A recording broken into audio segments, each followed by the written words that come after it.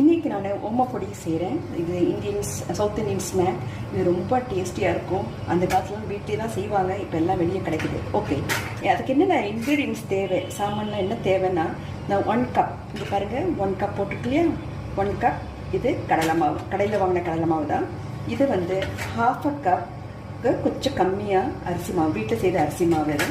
அதுக்கப்புறமா கொஞ்சோண்டு மிளகாத்தூள், கொஞ்சம் மஞ்சப்பொடி, இது ஓம பவுடர், இது வந்து ஒரு கால் டீஸ்பூன் தான் இது ஆக்சுவலாக. இது வந்து உப்பு, இது நான் பெருங்காய பவுடர் எப்போவுமே போடுவேன், கடலை மாவுக்கு நான் எப்போ போடுவேன். ஸோ அதுக்கு என்ன பண்ணணுன்னா, இந்த ஓம பவுடரை வாட்டரில் நல்லா கலந்துட்டு தண்ணிக்கு பதிலாக அந்த தண்ணியை விட்டு தான் நம்ம அந்த மாவை பிசையணும்.